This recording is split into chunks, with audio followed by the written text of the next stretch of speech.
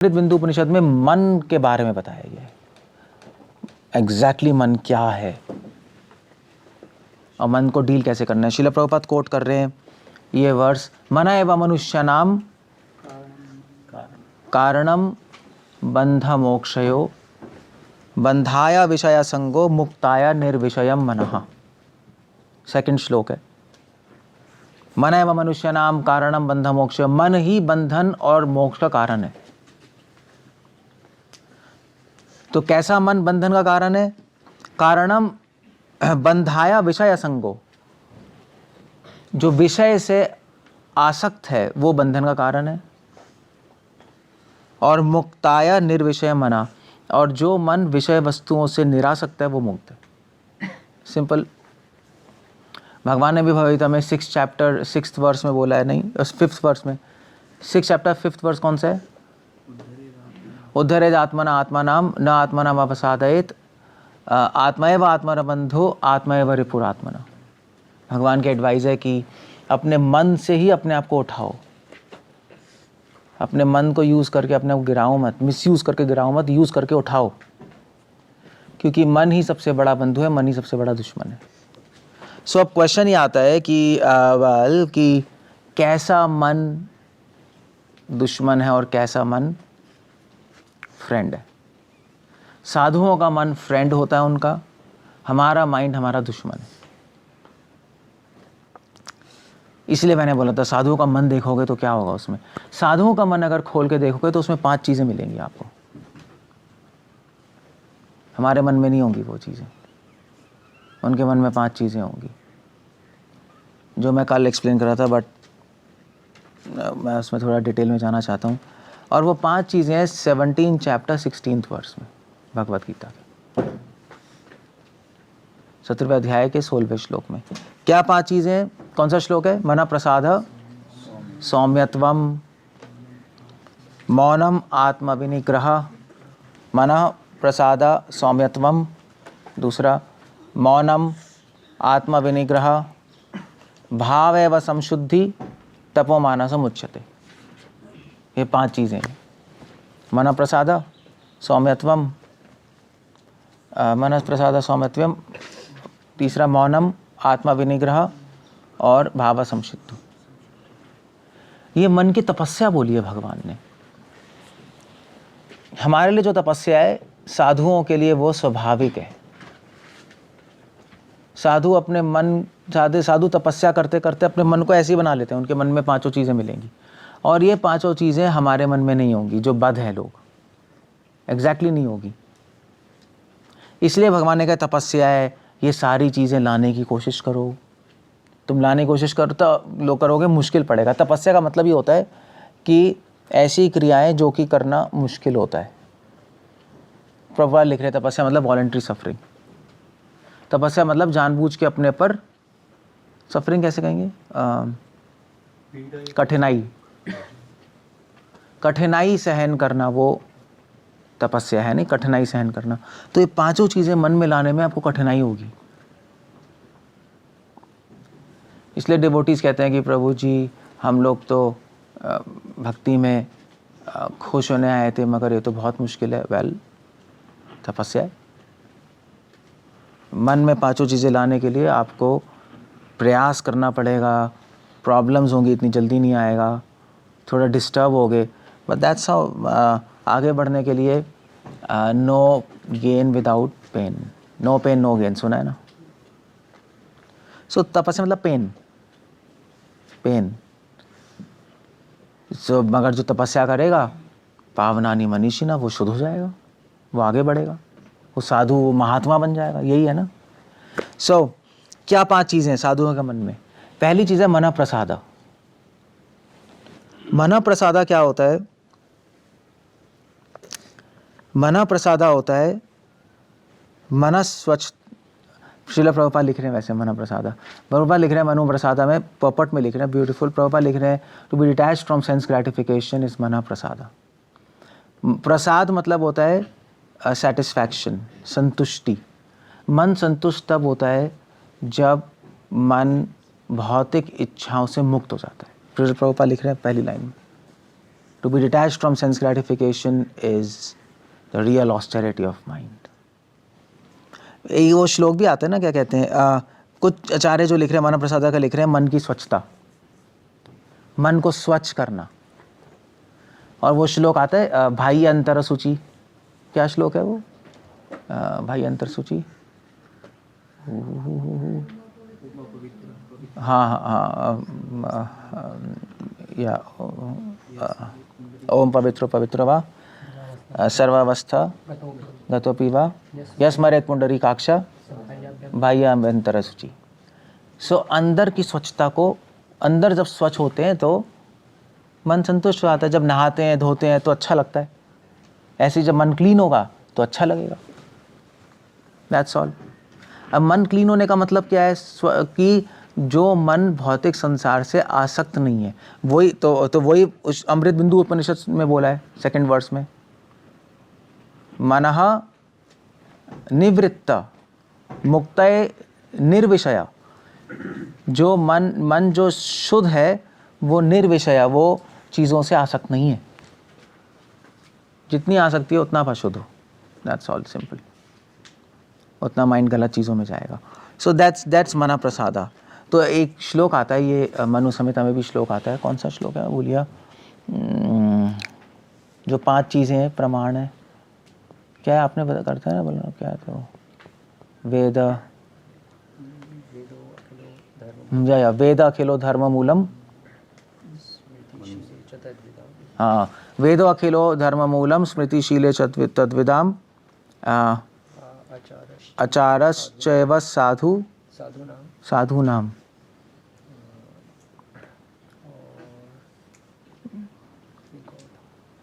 एक और संतुष्टि है, प्रसादम, मना संतुष्टि रे बचा। मनु संहिता में कौन सा श्लोक है, 1 पॉइंट। सो एनीवे 5 चीज़ें बोली हैं शास्त्रों में।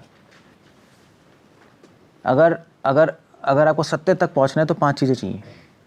वेद अखिलो धर्म मूलम, अगर धर्म को जानना है तो 5 चीज़ें चाहिए। वेद, स्मृतिशीले, स्मृति दूसरा, पहला वेद, दूसरा स्मृति। स्मृति मतलब पुराण और धर्मशास्त्र। शीले च तद्विदाम, तीसरा है जो उनको जानते हैं, जो स्कॉलर्स हैं, जो वेद और स्मृति को जानते हैं। चौथा है आचार, जो शास्त्रों के अनुसार आचार कर रहे हैं, जो पालन कर रहे हैं, शास्त्रों को अपने जीवन में लेके आ रहे हैं। 5वां है साधु लोग, अन्य साधु लोग, वो क्या कहते हैं, सॉरी क्या, कैसे हो गया, गलत हो गया, 5, सॉरी, तो हाँ, तो सॉरी, तो 5वां है साधुओं का आचार, अलग कर दिया मैंने। 5वां है साधुओं का आचार क्या है, सॉरी चौथा, और 5वां है कि मन की संतुष्टि। क्लियर हो गया। अगर धर्म को जाना है तो 5 चीज़ें हैं। पहला है वेद, दूसरा है स्मृति, तीसरा है स्कॉलर्स जो जानते हैं उसको, चौथा है साधुओं का आचार, उनकी क्रियाएं देखकर समझ सकते हो, और 5वां है मन की संतुष्टि, वही कह रहे हैं मना प्रसादा। सो मन की संतुष्टि क्या है एक्चुअली, ये डिफाइन, ये ना कमेंट्रीज में दिया नहीं है, और हमारी बहुत डिस्कशन हुई थी इससे महाराज के साथ भी लेकर इस श्लोक को, क्योंकि ये श्लोक इंपॉर्टेंट है हर्मेनेटिक्स में। तो कि हमें कैसे पता लगेगा धर्म क्या है, तो 5 चीज़ें जब मिलती हैं तो समझ आता है धर्म क्या है। सबसे इंपॉर्टेंट चीज़ इसमें, कुछ कमेंटेटर्स कहते हैं वेद है पहली चीज़, मगर कुछ कमेंटेटर्स कहते हैं सबसे इंपॉर्टेंट चीज़ है आखिरी चीज़, मन की संतुष्टि। क्यों अलग अलग स्कॉलर ऐसा कह रहे हैं, वो इसलिए कह रहे हैं क्योंकि अगर आपने वेद ही उड़ा दिया तो धर्म कहाँ पहुँचोगे, तो अपने मन से ही सोचने लगोगे। मगर कभी कभी लोग वेद भी पढ़ते हैं, शास्त्र भी पढ़ते हैं, सब पढ़ते हैं, फिर भी गलत कंक्लूजन पे आते हैं, इसलिए लड़ाइयाँ होती हैं, इंटर संप्रदाय लड़ाइयाँ, इंटर डिवोटीज, इंट्रा संप्रदाय लड़ाइयाँ, संप्रदाय के अंदर ही लड़ाई होती है, 2 संप्रदाय लड़ती रहती हैं, दोनों ही वेद को जानते हैं, धर्म को, स्मृतियों को जानते हैं, फिर लड़ रहे हैं। क्यों? क्योंकि 5वीं चीज़ मिसिंग है, मनः संतुष्टि, मना प्रसादा। 5वीं चीज़ क्या है, धर्म को जानना है तो निरासक्ति होनी चाहिए। यहाँ से की मिलती है इस श्लोक से। जो मन निरासक्त नहीं है वो चाहे वेद पढ़ ले, चाहे पुराण पढ़ ले, चाहे साधुओं का संग कर ले, आपको कभी भी सत्य नहीं पता लग सकता। इसलिए आप देख लो, कई लोग मतलब कितने सारे लोग मंदिर में तो रहते ही हैं, आप सब भी तो सुन ही रहे हो, से गीता पढ़ रहे हो, हम भी पढ़ रहे हैं, फॉलो आप भी कर रहे हो, हम भी कर रहे हैं, सब साधुओं का संग भी कर रहे हैं, बट कई डिवोटीज़ आगे नहीं बढ़ पाते, कई डिवोटीज़ आगे बढ़ जाते हैं, कई डिवोटीज़ समझ लेते हैं क्या कहा जा रहा है, कई डिवोटीज़ कंफ्यूज ही रहते हैं, क्योंकि पांचवा फैक्टर मिसिंग है, मना प्रसादा। उनका मन संतुष्ट नहीं है, उनका मन निरासक्त नहीं है संसार से। प्रभुपाद लिख रहे हैं पपट में, जो मन निरासक्त, जो आसक्त है संसार में, वो कैसे शांत रह सकता है? भागता रहेगा। और जो मन शांत नहीं रह सकता, वो संतुष्ट कैसे हो सकता है? तो इसलिए साधुओं का मन मना प्रसाद हमेशा संतुष्ट। क्यों? क्योंकि शांत है। क्यों? क्योंकि निरासक्त है संसार से, कोई इच्छाएं नहीं है उनके मन में। कृष्ण भक्त निष्काम अतएव शांत। अब महाप्रभु ने ही बोल दिया, आपकी इच्छा होगी तो कैसे शांत रहोगे?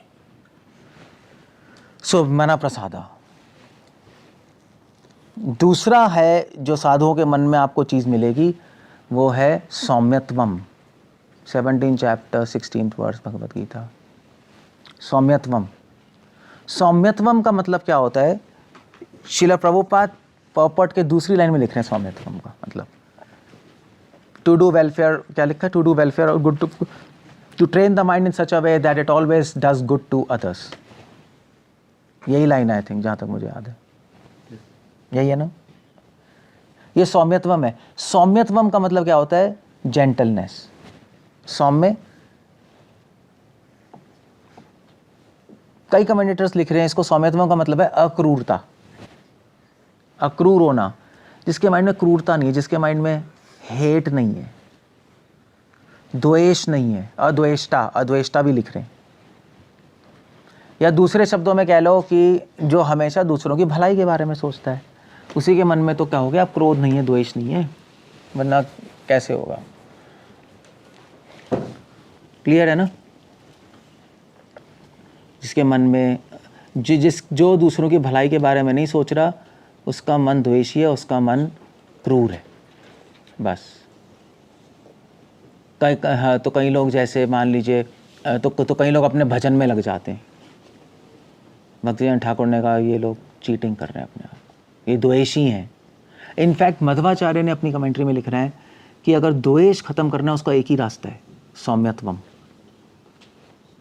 हमेशा दूसरों की भलाई के बारे में सोचो, द्वेष खत्म हो जाएगा। द्वेष यही तो है कि हम दूसरों को नीचे खींच रहे हैं, दूसरों का अकल्याण सोच रहे हैं बेकार में। आप दूसरी तरह ट्रेन करो, उनकी भलाई के बारे में सोचो।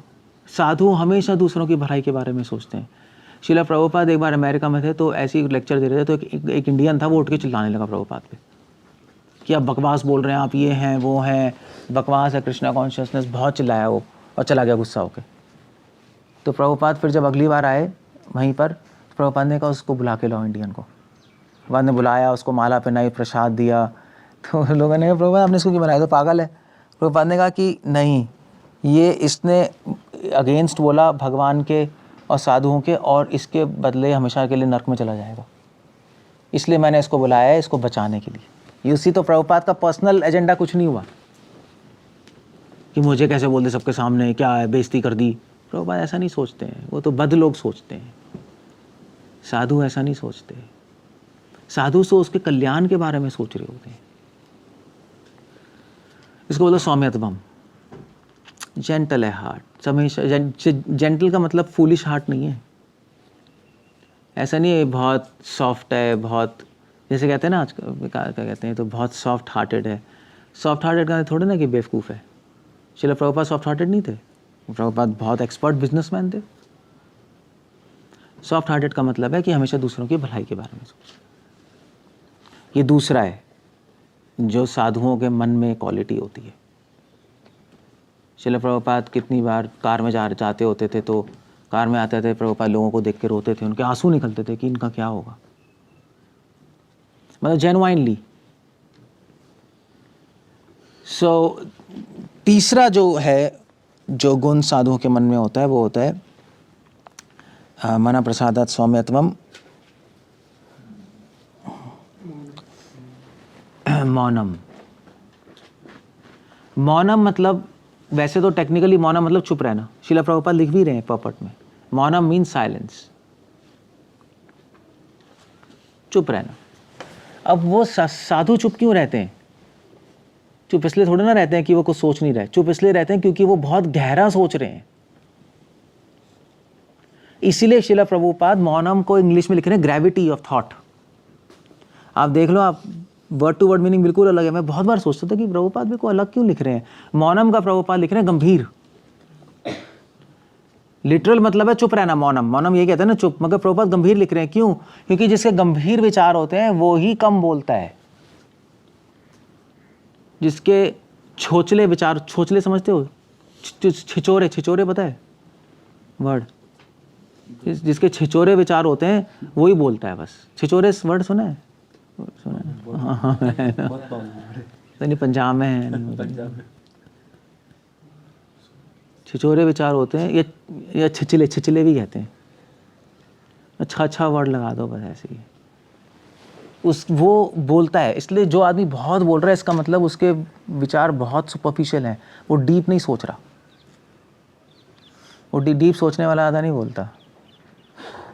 मौनम, काम की बात बोलेगा, काम की बात सुने, दैट्स ऑल। इसलिए भगवान ने बहुत अच्छा मीनिंग दिया, ग्रेविटी ऑफ थॉट, गंभीरता, गंभीरता, that's a whole point there. हमेशा कृष्ण के बारे में बोलेगा, है नहीं?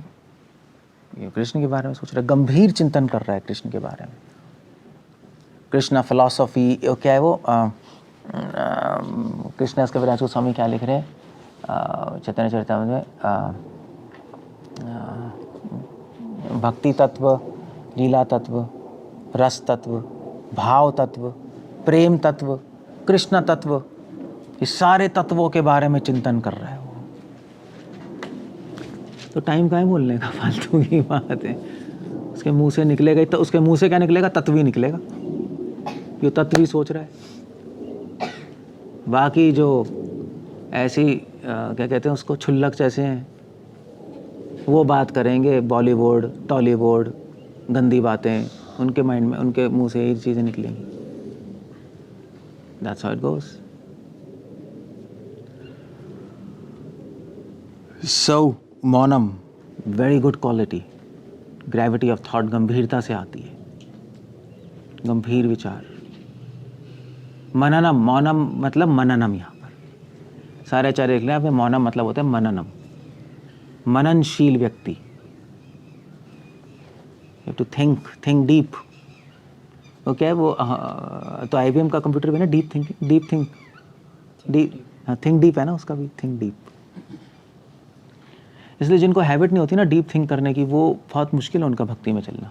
वो बोलते रहेंगे, लिपटते रहेंगे, डिस्टर्ब होते रहेंगे, उसने उसको कुछ बोल दिया, उसको कुछ बोल दिया, उसको कुछ बोल दिया, वो फिर लिपटते रहेंगे।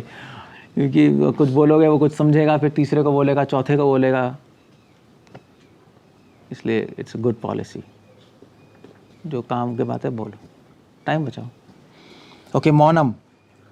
श्रील प्रभुपाद ज़्यादा नहीं बोलते थे, बेकार की चीज़ बोलते नहीं थे। प्रभुपाद कृष्ण के बारे में बात करते थे, and then he was Bhaktisiddhanta Saraswati Thakur, he was also not, बहुत चुन के शब्द बोलते थे जब पर्सनल डीलिंग होती थी। वैसे लेक्चर तो चलो चलता ही जा रहा है, 8-8 घंटे लेक्चर चल रहे हैं। पर्सनल में very less, few sentences, okay good, what's and they used to talk. इसका मतलब नहीं है कि हम डिवोटीज मजाक नहीं करते, मगर उसकी लिमिट होती है बहुत। ओके, मौनम। तीसरी चीज जो साधुओं के मन में होती है वो है आत्म विनिग्रह। आत्म विनिग्रह का मतलब है कि श्रील प्रभुपाद क्या लिख रहे हैं आत्म विनिग्रह को? हाँ, पॉपट में पता नहीं कैसे लिख रहे हैं प्रभुपाद। पॉपट ने श्रील प्रभुपाद कुछ और लिख रहे हैं। पॉपट ने श्रील प्रभुपाद ने लिखा है 1716। हाँ, पॉपट में श्रील प्रभुपाद लिख रहे हैं, one should not deviate from Krishna consciousness and must always avoid sense gratification. One should not deviate from Krishna consciousness. आत्म विनिग्रह का मतलब होता है कि कृष्णा कॉन्शियस से डिविएट नहीं होना। जनरली अगर ज्ञानियों से पूछो आत्म विनिग्रह का मतलब क्या है, सेल्फ कंट्रोल, कि अपने आप को, प्रभुपाद सेल्फ कंट्रोल लिख रहे हैं मतलब वैसे वहाँ पर, और सेल्फ कंट्रोल का मतलब क्या है? ज्ञानी लोग कहेंगे सेल्फ कंट्रोल का मतलब कि बस अपने मन को पकड़ के रखो, भागने मत दो, नहीं। पर वो एक रियल मतलब है कृष्णा कॉन्शियस से डिविएट मत हो। Now that's a very, Krishna conscious philosophy से डिविएट नहीं होना, वो आत्म विनिग्रह है। कृष्णा कॉन्शियस रूल से डिविएट नहीं होना, वो आत्म विनिग्रह है। आत्म विनिग्रह मतलब भक्ति के रूल्स ना तोड़ना, है नहीं। आत्म विनिग्रह मतलब भक्ति की फिलॉसफी नहीं तोड़ना, मैसेज को नहीं तोड़ना। और दोनों चीज़ें हमारे इंस्टीट्यूशन में हो रही है, दोनों चीज़ें। किसी भी इंस्टीट्यूशन में दोनों चीज़ें होती हैं, तभी इंस्टीट्यूशन खराब होती है। रूल्स भी तोड़ रहे हैं, फिलॉसफी भी तोड़ रहे हैं, दोनों ही चीज़ें हो रही हैं। आत्म विनिग्रह साधु कभी नहीं करेंगे। शिला प्रभुपाद, भक्ति सिद्धांत नरोत्तम दास ठाकुर सब ने श्री चैतन्य प्रभुर मतमिदम तत्र आदरा न परः, सारे आचार्यों ने महाप्रभु की फिलॉसफी के अकॉर्डिंग ही बोला, उसको तोड़ा नहीं है, समय स्थिति के अनुसार उसको चेंज नहीं किया। That's it. जैसे आजकल बहुत चल रहा है हिंदू मुस्लिम का, नहीं, हम हिंदू हैं, ये है वो है, हमारे इंस्टीट्यूशन ही बोल रहे हैं हिंदू हिंदू हिंदू। श्रील प्रभुपाद क्या कहते हैं, ना हम हिंदू है ना मुस्लिम। प्रभुपाद सीधा डायरेक्ट क्लियर था प्रभुपाद को, और प्रभुपाद ने फिलॉसफी चेंज नहीं की।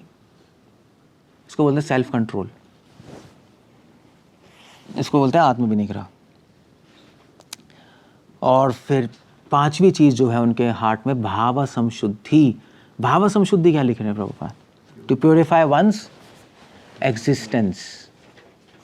भाव संशुद्धि का मतलब क्या है, वैसे इसका ब्यूटीफुल मतलब पुरुषोत्तम आचार्य लिख रहे हैं, मतलब जो मुझे बहुत अच्छा लगा, क्योंकि अपने आप को प्योरीफाई करना समझ नहीं आता क्या मतलब है नहीं। अपने को प्योरीफाई करना वही बात आ गई कि सेंस ग्रेटिफिकेशन छोड़ना, सेल्फ कंट्रोल, तो अलग से क्यों है भाव संशुद्धि। भाई भाव संशुद्धि मतलब क्या है, अपने आप को शुद्ध करना। शुद्ध करने का मतलब क्या है, भोग छोड़ना, वो तो पहला हो चुका है मन प्रसादा में। अपने आप को कंट्रोल करके रखना, वो आत्म विनिग्रह में हो चुका है, तो अलग से क्यों बोल रहे हैं भाव संशुद्धि। भाव संशुद्धि का मतलब लिख रहे हैं, स्नेह आदि विषयेषु कापट्य रहितम। भाव संशुद्धि है कि भाव संशुद्धि है, साधुओं का मन खोल के देखोगे तो क्या दिखाई देगा कि उनकी भावनाएं पूरी तरह भगवान से जुड़ी हुई हैं, यही है ना। मगर वो भावनाएं अशुद्ध हो जाती हैं हमारे केस में, या जो इतने एडवांस नहीं होते। कैसे होती हैं अशुद्ध, जब वो अपना स्नेह भगवान से उठा के किसी और में डाल देते, तो उसकी भावना करप्ट हो गई ना, अशुद्ध हो गई। फिर मैं कृष्ण को प्रेम करता हूँ, किसी और चीज़ को प्रेम करना शुरू कर दिया मैंने कृष्ण को छोड़कर, या कृष्ण को भी कर रहा हूँ किसी और को भी कर रहा हूँ, तो अशुद्ध हो गई भावनाएं,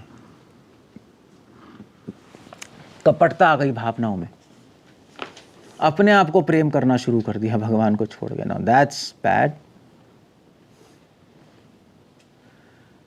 सो इसको कहते हैं भाव संशुद्धि, भावनाओं को करप्ट नहीं होने देना।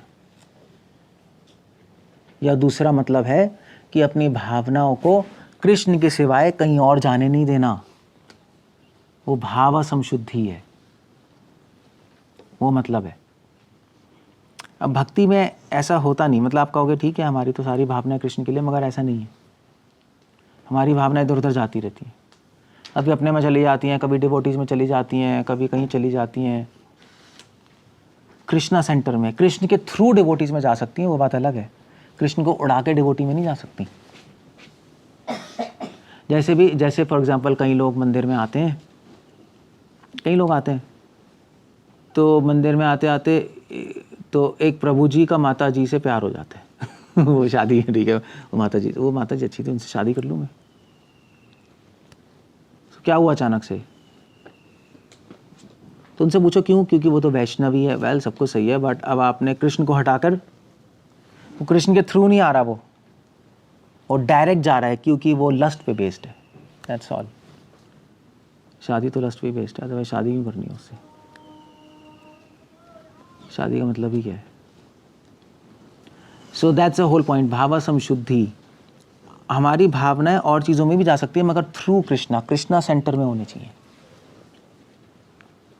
तो वो प्रैक्टिस करनी पड़ती है, अपनी भावनाओं को इधर उधर स्लाइड होने से रोकना पड़ता है। हमारी भावनाएं कभी संसार में चली जाती हैं, कभी अपने में चली जाती हैं, कभी किसी में चली जाती है, कभी किसी में। आपको पकड़ के भगवान में डालना पड़ेगा। अदरवाइज हमारे भाव शुद्ध नहीं है। तो उसको वही कह रहे हैं, कापट्टे रहितम, कपटता रहित होनी चाहिए। कभी भावनाएं हमारी मोक्ष में चली जाएंगी, कभी धर्म, कभी अर्थ, कभी काम। वही भागवतम वैसे शुरू हो रही है ना, रोजिता कई तो पौत्रा, कपट रहित होना चाहिए। तो ये साधुओं के मन में 5 चीजें, उनके मन में स्वाभाविक रूप से 5 चीजें होंगी। मन प्रसादा सौम्यत्वम, मौनम आत्मविनिग्रह, भाव एवं संशुद्धि। ये स्वाभाविक तरीके से होंगी। हमारे मन में ये नहीं है। हमारे मन में काम, क्रोध, लोभ, मोह, मद, मात्सर्य है नहीं। तभी कृष्ण करें तपो माना समुच्यते, तपस्या करो और तपस्या से मन में लाने की कोशिश करो। क्लियर है ना? तपस्या करके साधु बनने की कोशिश करो। तपस्या करके साधु बनना है, क्या करना है? तपस्या करके ये क्वालिटी लानी है मन में। और तपस्या क्या है? क्या है तपस्या? कल बताया था मैंने। तपस्या क्या है? सततम स्मरते हो विष्णु विस्मृते हो न जातु चेत। भक्ति की तपस्या सदैव भगवान का स्मरण रखो। तो एक गुण आपको अपने में लाने में आसानी होगी अगर सदैव भगवान का स्मरण रखेंगे। वरना ज्ञानी योगी भी लाने की कोशिश करते हैं गुण, मगर बहुत मुश्किल होता है उनके लिए, ला नहीं पाते, फ्रस्ट्रेट हो जाते हैं, गिर जाते हैं, पतंती अधो। ट्राई करते हैं लाने की, फिर गिर जाते हैं। और डिवोटी इसके लिए आसान हो जाती है। इसलिए अगर कोई कहे कि भी कोई कहे शिरव कि अगर मान लीजिए आपसे पूछे कि प्रभु जी माइंड कंट्रोल कैसे करना है, तो क्या आंसर दोगे? चैंट हरे कृष्णा। ये आंसर नहीं है, वो तो कोई भी बोल सकता है। आपसे पूछने आया है 10 साल का डिवोटी कि प्रभु जी माइंड कंट्रोल कैसे करना है, उसको थोड़ा बोला चैंट हरे कृष्णा होगा। यार ये तो मैं 10 साल से कर ही रहा हूँ, फिर तुम्हारे पास क्यों आता? उसको क्या आंसर देना है? हाँ, ये श्लोक कोट करना। माइंड कंट्रोल करना है तो मन की तपस्या करनी पड़ेगी, तो माइंड कंट्रोल हो। मन की तपस्या के 5 चीज़ें अपने जीवन में लाने की कोशिश करो, तब माइंड कंट्रोल होगा। अदरवाइज कोई चांस नहीं है। वैसे जो लोग सेमिनार देते हैं माइंड कंट्रोल के, उसमें क्या बोलते हैं?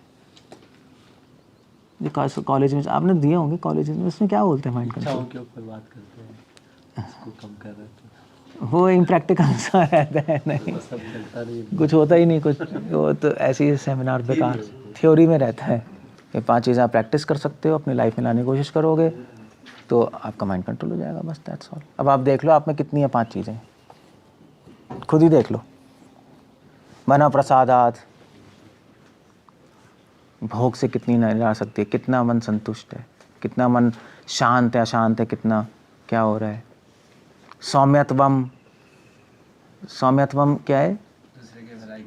कितना दूसरे की भलाई के बारे में सोच रहे हो। मौनम, कितना आपका गंभीर विचार है। आत्म विनिग्रह, कितना आप रूल्स और फिलॉसफी के अकॉर्डिंग चल रहे हो, कितना डिबेट कर रहे हो। और भाव एवं संशुद्धि, कितना आप अपनी भावनाएं कृष्ण में डाल रहे हो, कितनी भावनाएं दूसरों में डाल रहे हो। दैट्स ऑल, खत्म। Just check it out. बहुत अच्छी एडवाइस है, बहुत ही अच्छी एडवाइस है। ओके, कुछ पूछना है, कुछ कहना है? लैंड अप है।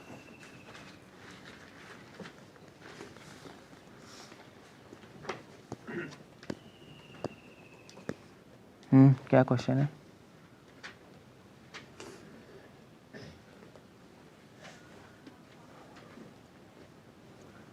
कोई क्वेश्चन नहीं है किसी का? बड़ी अच्छी सी बात है। यहाँ पे लिखा है without being without duplicity towards other. वो एक ही बात है, उनके भलाई के बारे में सोचना। डुप्लीसिटी मतलब है ना कि डुप्लीसिटी मतलब होता है कि अंदर कुछ और सोच रहा हूँ, बाहर कुछ कह रहा हूँ। वो क्यों कर रहा हूँ? अपना मतलब निकालने के लिए। मगर डिवोटी ऐसे नहीं होते।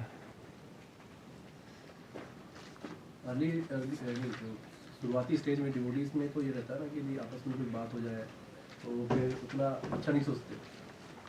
दोस्तों कैसे, जैसे किसी डिवोटीज में आपस में बहस हो गई तो फिर दूसरे दिन वो चलता रहता है कि यार ये ऐसा है, तो अच्छा कैसे सोचेंगे? वही प्रैक्टिस करनी होगी। उसकी भलाई के बारे में सोचना है बस, उसका कल्याण हो।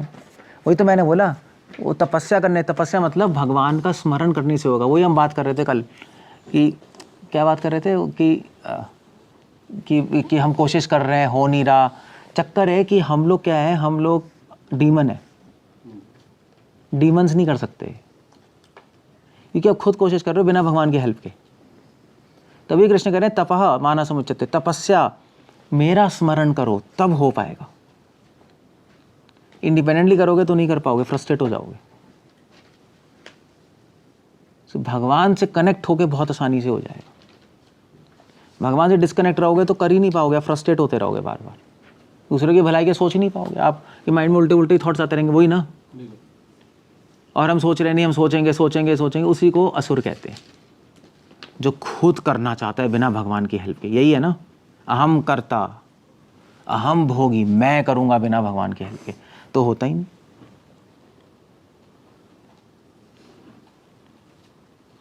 That's the whole trick there.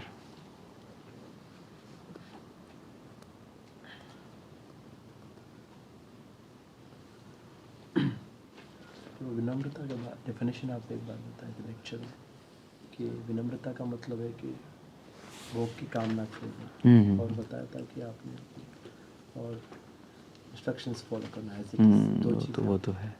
तो ये एक्चुअली हम लोग जनरली सोचते हैं कि विनम्रता का मतलब है एकदम सॉफ्ट फीलिंग्स हो, वो सब कुछ नहीं है। ये एक्चुअली ये अंडरस्टैंडिंग कुछ कहाँ से है? विनम्रता लोग सोचते हैं कि बस ऐसी सॉफ्ट डीलिंग्स हो। देखो एक्चुअली क्या है, धर्मशास्त्रों में लिखा है कि साधुओं का आचार और विचार या आचार और व्यवहार बहुत मृदु होता है। मृदु मतलब सॉफ्ट ही होता है, जेंटल है, वो तो होना ही चाहिए।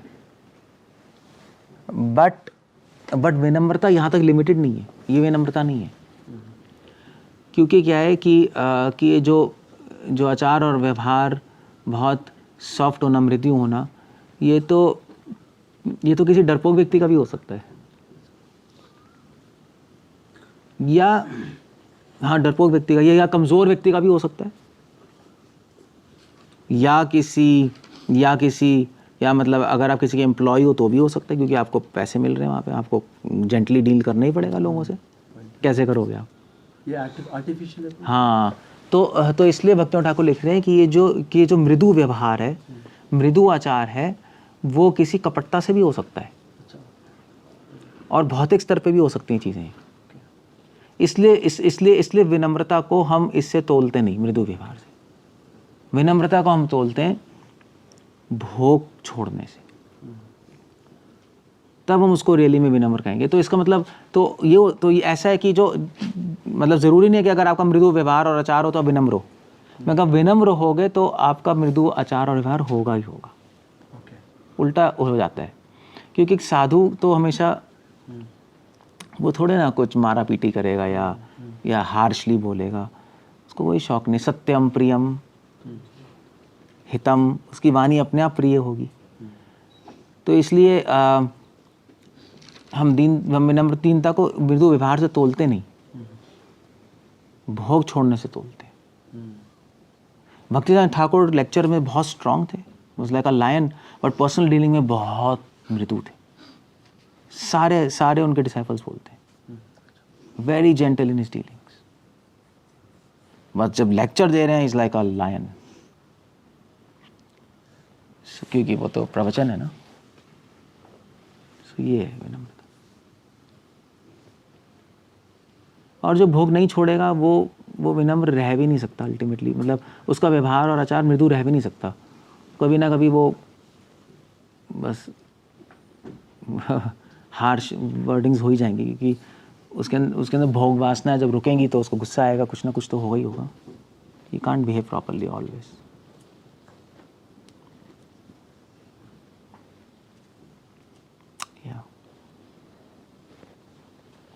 जी कि चाणक्य पंडित कह रहे हैं कि जो सीधे पेड़ होते हैं वो बहुत जल्दी कट जाते हैं। हाँ, इस तरह के अगर ये तो बहुत टॉप मोस्ट क्वालिटी है सब। जिसके अंदर आती है फिर कोई कोशिश कर रहा है तो फिर उसका कटने का डर तो नहीं है, मतलब वो उसको एक्सप्लॉइट करेंगे अगर अच्छा बनते जा रहे हैं, क्योंकि अभी अभी के समय में इस तरह में की- अच्छा बनने का थोड़ी ना कि हम बेवकूफ़ हैं। इसमें ऐसी कौन सी क्वालिटी है कि जिससे आपको बेवकूफ़ बना लेंगे? कोई है ही नहीं, कुछ भी नहीं है। पर बाकी में बाकी के भी लोग होते हैं वो थोड़ा हमें अच्छाई का फ़ायदा भी उठा लेते हैं। नहीं, अच्छाई का फ़ायदा नहीं, मूर्खता का फ़ायदा उठाते हैं लोग। अच्छाई का फ़ायदा कोई नहीं उठा सकता। मगर इस कलयुग में अच्छाई को मूर्खता से समान समझते हैं, प्रॉब्लम ये है। मगर ऐसा नहीं है। युधिष्ठिर महाराज तो अच्छे थे, उनका फ़ायदा उठा के दिखाते थे। किंग है वो तो उठा के घुमा ही देंगे। विदुर जी का फ़ायदा कैसे उठा लोगे? विदुर नीति आती है उनको तो। सो अच्छाई का मतलब मूर्खता नहीं है। एक अच्छा आदमी तो और क्लियरली सोच सकता है, मगर अच्छा आदमी अपनी इच्छा ही दूसरों के भलाई के इसलिए इस्तेमाल करता है, ये है बस। अच्छे आदमी में भी इंटेलिजेंस होती है मगर वो दूसरों के बेनिफिट के लिए इस्तेमाल करता है। मूर्ख आदमी में भी इंटेलिजेंस, गंदे आदमी में इंटेलिजेंस होती है मगर वो दूसरों का अकल्याण के लिए सोचता है। मूर्ख आदमी में इंटेलिजेंस होती नहीं। तो सबको अच्छा लगता है वो नहीं, क्योंकि बुद्धि नहीं है, कुछ बोलेगा ही नहीं। जो बोलोगे मान लेगा तो सबको अच्छा लगेगा ही। मूर्ख आदमी तो फिर उसका शोषण करेंगे। समाज में देखा जाता है कि थोड़ा सा अच्छा बनना थोड़ा खतरा रहता है। अरे आप लोगों को पता ही नहीं ना अच्छा क्या होता है, बनना अच्छा क्या। कहाँ कहाँ है कृष्ण गीता पढ़ के कौन मूर्ख बन रहा है बताओ। लोगों की अपनी डेफिनेशन अच्छा बनने की,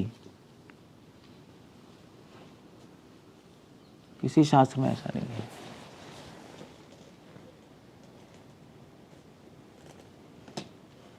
विदुर जी अच्छे थे या नहीं थे बताओ? तो फिर उनका किसी ने फायदा उठाया? That's wrong. लोगों की ये डेफिनेशन है कि उनके हिसाब से उनका अच्छा करना, तो ये वो अच्छा बनने की मतलब हाँ वही अपने अपने मन से अपनी डेफिनेशन बना के बैठे हैं अच्छे की, तो गलत है ना।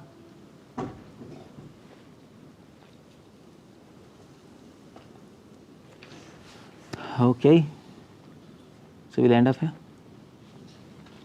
हरे कृष्ण श्रील प्रभुपाद। हाँ बोलो तुषार। माइंड के जो फंक्शंस होते हैं, थिंकिंग फीलिंग करें, उससे कैसे रिलेट करें, मतलब न्यू डिवोटीज कैसे हैं उसको थिंकिंग फीलिंग करें, हम लोग कैसे लेना चाहिए माइंड के। यही है सब, थिंकिंग फीलिंग फीलिंग। भाव है संशुद्धिर फीलिंग है, और मौनम थिंकिंग है, ग्रेविटी ऑफ थॉट। विलिंग मन प्रसादा सौम्यत्वम, वो विलिंग है दूसरों के लिए अच्छा करना, सेंस ग्रेटिफिकेशन छोड़ना, इसी से तो आ रहा है ना। आत्म विनिग्रह वो भी विलिंग है, कंट्रोल रखना अपने पे। ओके, जय श्रील प्रभुपाद की।